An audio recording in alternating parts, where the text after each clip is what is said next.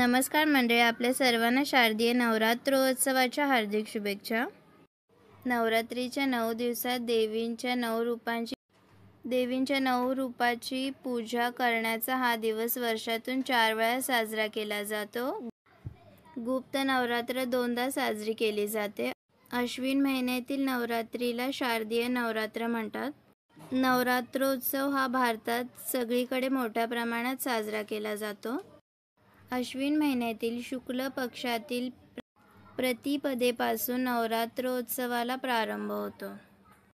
आमच्या घरी नवरात्राच्या पहिल्या दिवशी घटस्थापना पूजा होते. घट म्हणजे देवीचा आसन. आपण कलशाची स्थापना करतो. त्यात पवित्र जल, सुपारी, नाणे आणि इतर पूजेच्या वस्तू ठेवतो. हे कलश देवीचे प्रतीक आहे. या घटस्थापनेने आपण देवीला घरात वास करण्याचा मान देतो.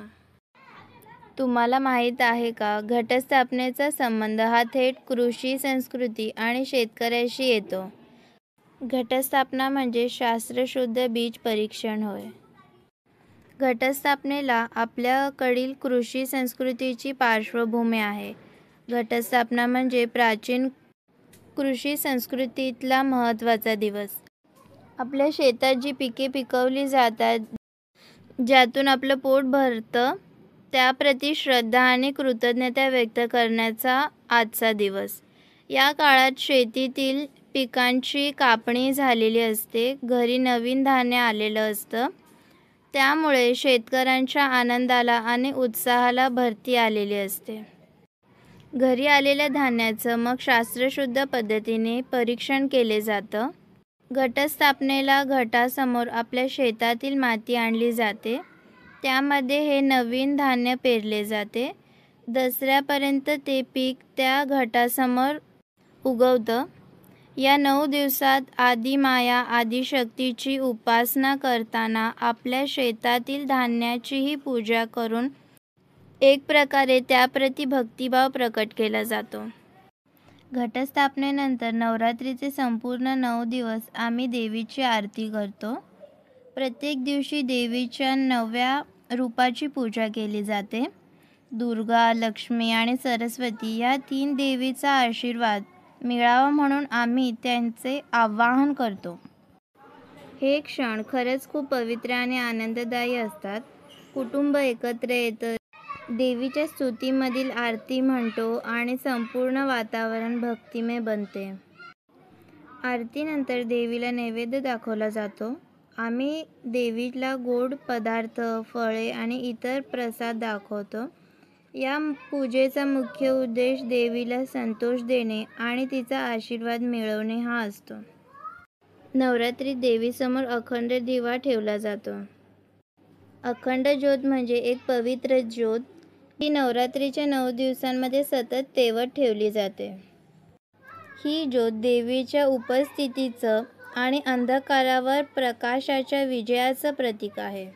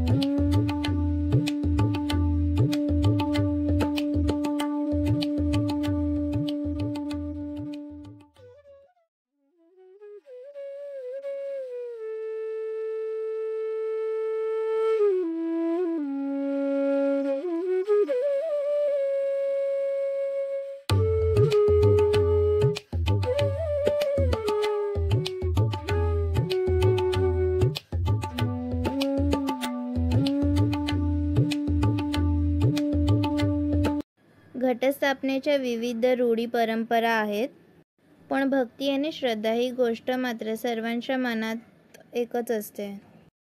या नवरात्रोत्सवात तुम्हा सर्वांना देवीचा आशीर्वाद मिळो आणि सर्वांच्या घरात सुखसमृद्धी येवो हीच मनापासून प्रार्थना.